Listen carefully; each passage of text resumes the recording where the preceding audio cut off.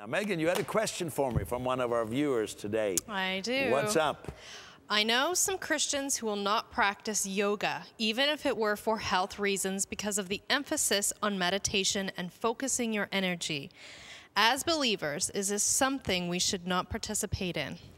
You know, we get so many questions asking me to make a kind of a judgment call. Is this right or wrong? And I want to say, first of all, before I talk about yoga, is that, you know, the tree of knowledge of good and evil, right and wrong, God didn't even want us to live at that tree, and I don't want to eat from that tree.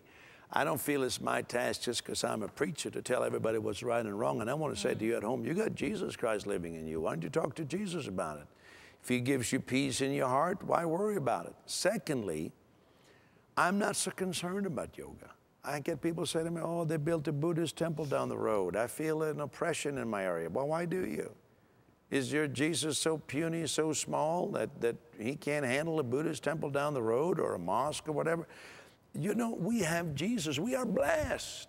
We have the blessing. That which Jabez, who I'm teaching about here, what he was looking for and cashing in a small way, we have that. So I'm not worried. You know, even Naaman in the Old Testament, God told him he can go to the temple of his God after God had healed him, and he just worshiped God there.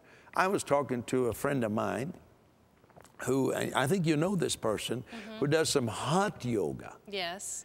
And I was asking him about it. He was telling me, you know, he does hot yoga, he sweats and feels very, and he said there are some, you know, elements in it where they tell you to tune into Mother Earth. He said, but I don't worry about that. I just praise Jesus and I just pray in the Spirit. And so he doesn't seem any worse off for it. That's true. So, but I'm not saying everybody should go and get a hot yoga. Right. I'm not saying anything. I'm saying you have Jesus Christ living in you. Consult with him and don't get so upset. For me, I could sit in the middle of yoga and Buddhist temples and Hinduism.